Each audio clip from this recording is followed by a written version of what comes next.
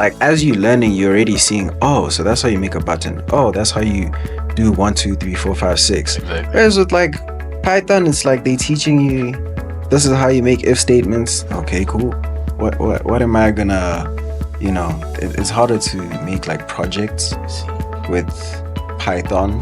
Better to go choose one language and go deep in it than doing a little bit of everything. Okay. So if you're gonna say you're learning Python, learn Python and go deep in it. Start building projects, showcase them to the world, build a portfolio. Then learning Python, HTML, JavaScript, I feel like people will be all over the place and you'll be frustrated and be like, where am I? What can I actually do? There's a lot of similarities between different languages. So if you just master one, it'll make it so much easier to learn another one.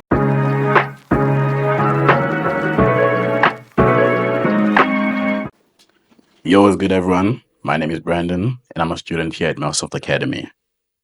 I'm Kaya, and I'm also a student here at Melsoft. And I'm Emmanuel, also a student at Melsoft. Exactly. There you have it. You now know the people will be joining us today. So today we'll be talking about the best programming languages to start with as a beginner and other topics that may come along the way. So I'm going to start with you first, Kaya. What do you think are the best programming languages to begin with? I personally think it depends. Okay. Depends on the person's goals. But for me, the obvious answer is obviously Python. Easy to learn, easy to use, just easy syntax. So if you're a beginner, it's probably the best way to go. Okay, that's interesting. Bro, I can't lie. I don't know about Python, bro. It is easy, but like using it, like its usefulness or like applying what you learn, I find it harder to do it like Python. Or maybe I just haven't gotten to the stage yet where like I'm using Python, but with like I know it's not a language, but HTML, Java, JavaScript, and CSS. Like as you learning, you're already seeing, oh, so that's how you make a button. Oh, that's how you do 1, 2, 3, 4, 5, 6. Exactly. Whereas with like Python, it's like they teaching you this is how you make if statements. Okay, cool. What am I gonna, it's harder to make like projects with Python like at a beginner level. Whereas like you can still have fun with just like HTML, CSS, and JavaScript. So for me, JavaScript would be my choice. Okay, that's interesting. And for me personally, I'd say JavaScript as well. Same as Emmanuel said, Python. Yeah, sure, I'm getting there to Python, but for now, I understand JavaScript. And as we know, choosing the best programming language aligns with what you want to do. Like, let's say, for example, you want to be a part of web development, you have to choose CSS, HTML, and JavaScript. If you want to do it, it just depends as to exactly what you want to do. So, do you think that a person should learn one specific language, or a person should just learn all languages? What's your take on that? I hate to say it all depends again. Depends on your goals, but I'd say it's better to go choose one language and go deep in it than doing a little bit of everything. Okay. So if you're gonna say you're learning Python, learn Python and go deep in it. Start building projects, showcase them to the world, build a portfolio. Then learning Python, HTML, JavaScript, I feel like people will be all over the place and you'll be frustrated and be like, where am I? What can I actually do? So choose a language, go deep in it, forget everything else. Focus is the name of the game. Yeah, exactly. You should focus on one language, because if you want to learn everything, you're gonna be all over the place. Rather than if you focus on one programming language till you master it, and then you can now move on to the next programming language. What about you, Emmanuel? Yeah, no, I agree. Because like you will spend forever just trying to learn different languages. But if you master one language, it's always easier to then dive into other ones because the differences are kind of they're small differences. Yeah, exactly. There's a lot of similarities between different languages. So if you just master one, it'll make it so much easier to learn another one. Exactly. So yeah, I agree. Syntax changes. Yeah. But yeah, the concepts stay the same. Yeah, Exactly. yeah. The way you think about like writing code, I think stays the same. It's just the language that changes, really. Exactly. So, Okay. So, like, what out of the languages you've experienced, right? What would you say is the hard language this one I'm not gonna touch it. This one, I'm good. Mm. I need to think about this one. Personally, I feel like okay, assembly is just your assembly is another beast.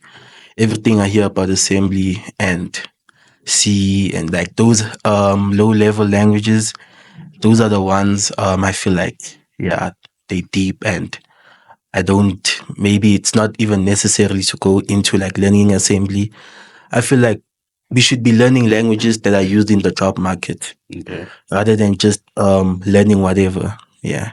So I would say hard languages are the way to go, especially for an Atlanta job, but just be have context in mind. You're not American. Okay. Stick to a South African context. So Okay. in South Africa, for example, the hard languages that the companies are looking for is your Java. A lot of backend is built on Java. Your C, your C sharp, Python. So hard languages, yes, but not all of them are useful. Like assembly. Okay. Assembly is a good example. Yeah. Okay. Talking about the job market, Mhm. the programming languages, do you think like in this generation in now getting jobs are easy in the tech space? Definitely not. I can tell you from experience. Okay. Feel free. Especially as a self-taught developer or someone who's going into this industry without a degree, it's three times much harder for us, especially if we're young. With the advancements of AI, it's much harder for us to getting into tech. Yeah, true. Mhm. True that. What about you, Emmanuel? Which question specifically? Okay, any question you feel we want to answer. If you want to answer if getting jobs is easy in the tech space. Getting jobs that easy, just period. In our generation, bro. There's Do a you lot think of it's a thing of who you know or the skills you have? uh both. It's probably a lot of both. Because I'll give my sister as an example. Like Okay. she was like on the dean's list. She like she had her masters and everything, but was still finding it hard to like find a job. She eventually got a job and I was like doing good, but like just seeing her struggle getting a job and she was like an A student, I was like, dang, bro. So imagine like just C students, bro. You know, not everyone that goes to college is like Mhm. is an A student. So now people that are B students or C students, if A students that are on the dean's list Mhm. are finding it hard to get a job, like our chances are much slimmer. Um, Even worse for like people that are self-taught and don't have a degree. So then it also comes to people that you know who are in the workspace that um, can maybe open an opportunity or open a door for you. So I think it's a bit of both. On the one hand, um, owners want to see your work. They want to see, okay, if I hire this person, do they have a good work ethic? You know, like, are they fitting for the position? But it'll also be helpful if you know the owner. You know what I'm saying? Exactly, exactly. Okay, so while talking about that, right? Um, what would you guys say? All right, like I have a theory here, or let me just say a question, right? What would you guys say is the best way to get noticed by a company? Like let's say you don't have the connections as other people. What's the best way for you to stand out of everyone else? I'd say put yourself out there. Okay. Take videos of yourself working. Go to networking events. Just put yourself out there. How do you expect people to notice you if you're not out there? You see. Mm. So I'd say take content, make short TikTok videos, YouTube, maybe join podcasts like the one we're in now. Okay. Like there's really nothing that you should not be willing to do if you are looking for a job in this market. Okay. And Mayo? So I was put on game by Mr. Larith, Okay. and he told me that like if you want to get a job, like I said, it's easy, it's helpful to know the owner, but if you can just like have an opportunity to meet like an owner of a company that you what's it called you want to apply to, and just like have a conversation with the person, just ask them like what's your biggest problem that you're facing like with your company. If you can just like find a solution to that, or like show them that like you're willing to work. So you ask them what's your biggest problem, you go home, right, you think, you brainstorm, you know, you create ideas, you come down with like a solution, even if it doesn't really work, as long as Exactly. you show that you're like willing to solve their problem, and then you go to them and just be like, hey, look, I've solved this problem. Is this um is there a role for me or something like that, they're most likely gonna be like, oh yeah, sure, come through. Okay. So ask the company or anyone that works in the company what their biggest challenges might be, and then instead of just applying to the job and crossing your fingers, actually just solve their problem, present the solution to it's kind of like with I heard in cybersecurity, Mhm. some people that get jobs in cybersecurity get them through hacking a company. Yeah. So they hack they bro, like you hack the company, Okay. and instead of the company saying, "Yeah, now we need to find this guy and arrest him," they're like, "Yo, how much Let's make a deal. let's make a deal. Let's make a Good. deal." You know what I'm saying? Yeah. So it's kind of the same principle. If you want to get a job, I guess in this economy, according to the advice I was given, right? I haven't applied it, so that's why I'm saying I'm quoting Yeah. this. But according to the advice that I was given, it's always better to just help the company first, Exactly. and then they most likely will be willing to provide you with a job. Yeah, exactly. Just on that, now, I'd also like to add that hard work will never be in vain. So, like, if you want a job, keep building your skills. Okay. You can go to all the networking events, you can know all your CEOs, but if you're not willing to put in the hard work, the late hours, you don't deserve the job. Not even gonna get the job. You don't deserve it. Okay. If you're gonna speak about getting a job, you're gonna need to put in the hard work, put in the hours, Okay, exactly. build your skills. Yeah. Exactly. And as to what you were saying, okay, you can't hack a company, but then to those watching, don't really hack because then you never know. What if they sue you? What if you go to prison for hacking them? But like you said, Go it's big or about go home, man. I still that's a risk. That's a risk. Hacking a company. Next thing they good. Yeah. So you just gotta show them that hey, They hack them for like 5 minutes. nah, but hacking though, nah, you can't hack though. They just breach their system. Nah. No, because then it shows that there's a weakness in their system. At least offer them to be like, okay, I'll hack you, so that it's on mutual agreement, not that you Bro. hack behind the back, you get confidential information. You ever heard of the saying, you must create a problem and then sell the solution? It depends with what though, but with hacking a company, I'm telling you, bro. Hack it, just like when we even talk- if it's for like 2 seconds, breach their system whilst everyone is asleep, whilst no one notices, and then just go to them in the morning and be like, "Yo, there's a weakness in your system. I breached it for 2 seconds. You guys didn't even notice." still, right? though, just like for example, I can give with GTA 6. Yeah. It was hacked. Is it? Aware of that? Yeah, it was Oh, hacked. and then like someone kind of Yeah, released it. someone leaked the information about GTA 6, and that person was actually sued, but luckily he didn't go to prison because they said he was. You see that exactly, exactly the point. Yeah, but then the information backed up. How much bag did that guy make from that? I don't know. Probably I'm not sure a about lot. the bag. I'm not sure about the bag. But could have secured a still, job. hacking ain't good. It's It gotta be mutual, you know. yeah. Just like I come to you like It's not good if you're a scammer. Okay, what's the difference between hacking and scamming? Nah, scamming is hacking. You just bypassing their system and showing them that there's a weakness in your system. A lot of people can breach it if they Okay. know. Scamming is. I was gonna say something I shouldn't say, but like scamming is just ethically. It's unethical, right? It's stealing from people. It's conning people out of their money, right? Scamming literally has to do with money or information. So you act. That's why like phishing comes in and stuff. Okay. Or like Trojan horses. You present yourself in one way, but really you're just trying to either steal someone's information or their money. So with hacking, you're not stealing any information. You're just bypassing. Okay, what if you're getting information from hacking though? You're getting someone's personal information from hacking. Isn't that the same as scamming then? It depends what you. I don't think so, bro. I don't think if you trying to take the information, but like if you're just bypassing the system, then nah. Okay, that makes sense. Like if you get access to the information but you don't take it, I don't think that's scamming. If you deliberately take the information and then you keep it in like a file That's for yourself, scamming. then yeah, that's criminal. Okay, Right. makes Actually, sense. is scamming is hacking even criminal? I don't know. It is. Bypassing a system? Is it? Oh, Okay, yeah, it is because you're basically bypassing someone's system without their permission. Exactly. Yeah. That's what I'm saying. You need to have the permission You need to first. be smart about it. You can't just hack companies and expect not to get in trouble for it. And you can't just hack a company and fail and expect to get a job. That's why you need to be good at what you're doing. Not anyone can hack into any system also. Exactly. You need to know your stuff. Yeah. Exactly, that's good. So I have a question to ask. I feel like a lot of people also ask this question as well. To get into these programming languages now, do you really need maths? Like, is maths a must to have for you to understand all these programming languages, or do you need to be smart, like very, very smart for you to understand this? What do you think on that?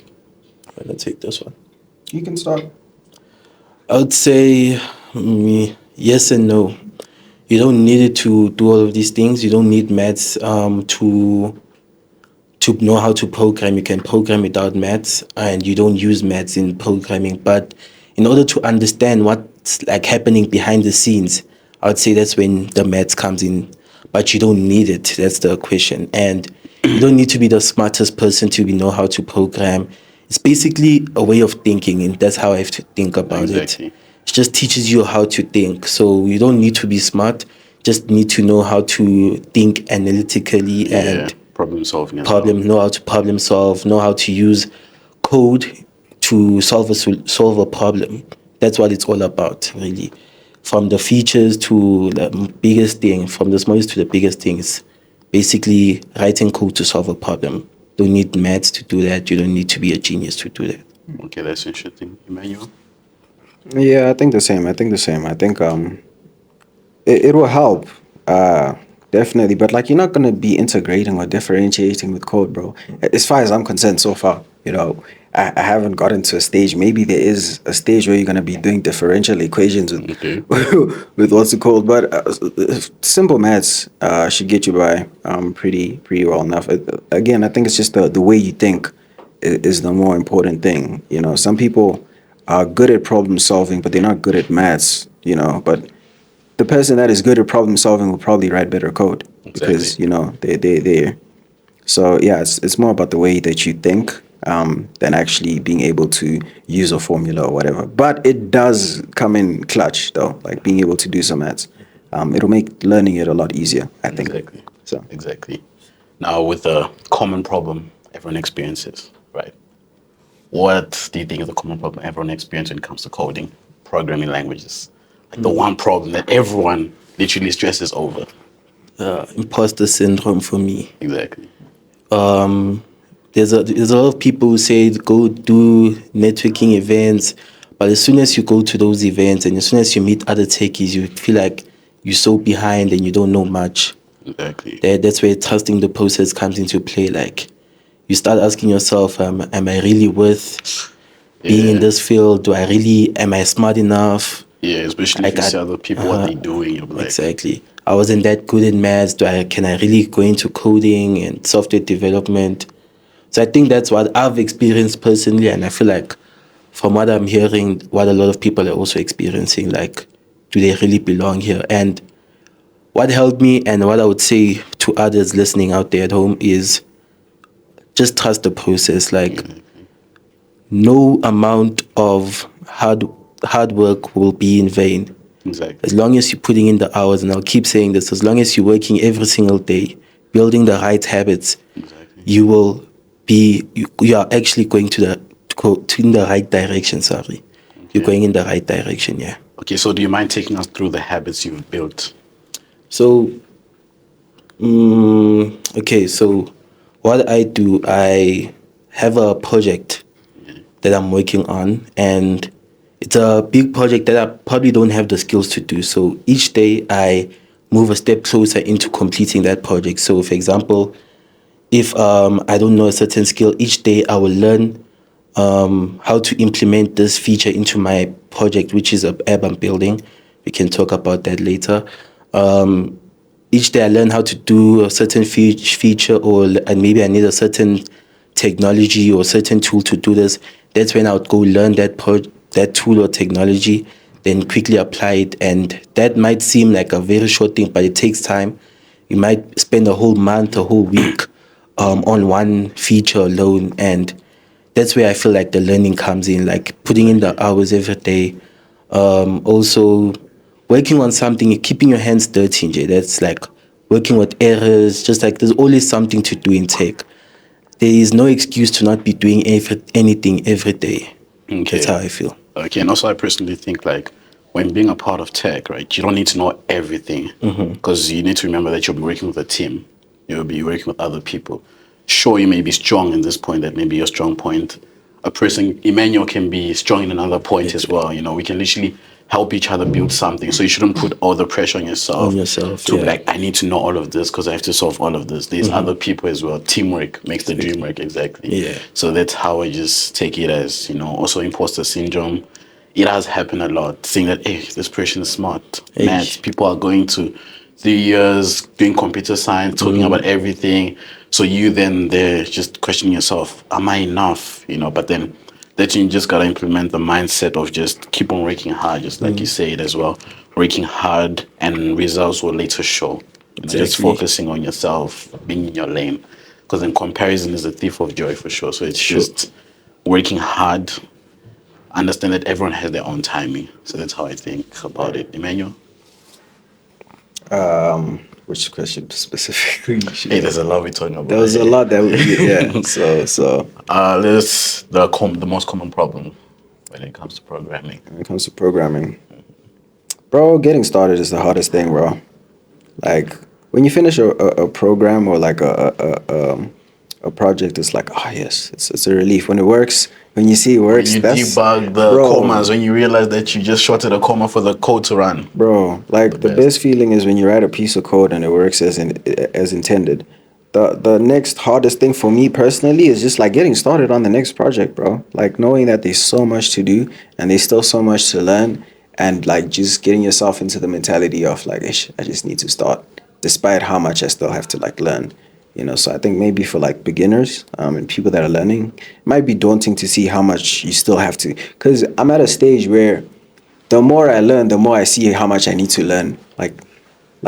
I realize that I still have so much more to learn every Yes, step of the way. exactly. You know, like tackled HTML, okay, calm. Tackled CSS, okay, calm. Tackled JavaScript. I'm like, oh my gosh, bro. Like, I haven't even scratched the surface. Exactly. You know, so at times it can be a bit like discouraging and be like, yo.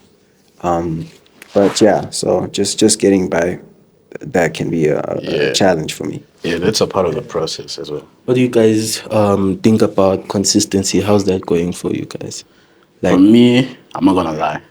In some parts, I've been lacking with consistency. You know, but some parts I am consistent as well. I'm just learning.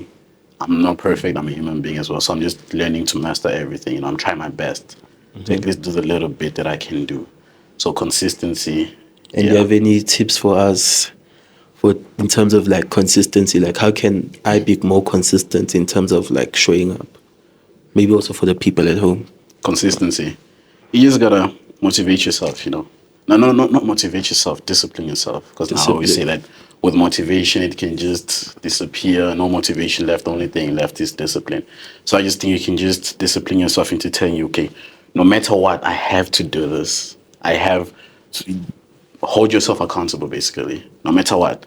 If it's to just like programming, if it's to be like, you know what, no matter what, I'm gonna make sure every day for 30 minutes at least, I'm gonna just write down JavaScript code, even if it's to watch YouTube videos of JavaScript, but that's learning every day as the day goes by. Just like that's what I've been doing, and I'm beginning to understand the languages more. So that's how I've just been growing, just repetition, continuing the cycle, just pushing, pushing no matter what, and just yeah, I'm sure every podcast I've said this and I'm gonna say it again. Slow motion is better than no motion. So you just gotta keep on going, not rushing, just going. And what would you say you do when it gets hard? When you're maybe learning a new programming language and you hit like a roadblock, like it's hard for you to continue. You feel all the bad things that we were talking about. Yes. How do you push through that? Would you say? I just give myself time to breathe, you know, relax and just reflect on what I did. And that's when I was just, okay, here at least I tried. Look for the bit of effort I did. Even though it's not much, I look for the bit and I'm like, you know, at least I tried. And also understanding it's a part of the journey. You learn, you lose. You won't, obviously, when you start out, you won't be perfect. There are times where you're going to feel down, where you're going to feel like, okay, I don't know this at all. But all you just got to do is just take a step back, breathe, relax, and continue. Because then if you do everything out of pressure, it's going to be a mess. And do you have an opinion? Um, yeah, bro. Like at some point, you also need to understand that like the reason you're a student is because you don't know. Exactly. So when you are facing like difficult challenges and you're frustrated, you must just keep in mind that, and I think that's the hardest thing when it comes to learning anything new is that you have to admit that you don't know, right? You have to admit that you're stupid Exactly. about You this gotta be willing to learn. specific thing, and that's a very hard thing to do. It's very hard to admit like that you don't know, or to be proven that you don't know. So when you Exactly. make some progress and you're like, okay, I got this, and then you get a roadblock, and you're like, man, you just need to remember that like it's normal, right? Like the reason why you're learning this is because of that specific roadblock, right? So that Okay. you learn how to like get over that and actually just learn the skill. So true learning, I think, actually starts when you starting to hit those roadblocks. Exactly. So you need to actually just persevere and just push through those. Exactly. And before we wrap off, I'd like to start a segment where we just tell a short story about the biggest tech companies, how they came about. So I have a short story that I'm gonna tell before we wrap everything up. I'm gonna begin. Kevin Systrom, the co-founder of Instagram, wasn't a CS major. He studied management science and engineering at Stanford and only learned to code after hours, teaching himself HTML, CSS, and basic Python. His first app, a location-based check-in service called Bourbon, I don't know if I pronounced that right, but then built in Python and Django. But no one cared about his check-ins. What people love was the photo sharing feature. So Systrom and his co-founder, Mike Krieger, scraped everything and focused on only photo sharing. They built Instagram with Python and Django because they wanted to move fast and keep the code clean. Launched in 2010, within 24 hours, they had 25,000 users. In 2 years, Facebook bought Instagram for 1 billion with just 13 employees. So it's a thing of you just need one language, one good idea, and not a lot of languages because it was just basic languages, not all of the languages, just basic languages for it to be a great idea. So just take it as motivation. Now at least you now know how Instagram came about for those that didn't know. And it was really fun talking with you guys. It was really enjoyable. Yes, I really loved it, getting to know your experiences, your personal experiences. So thank you very much. If you've reached this far, make sure you comment, like, and subscribe. Thank you very much. Peace. God Peace. bless.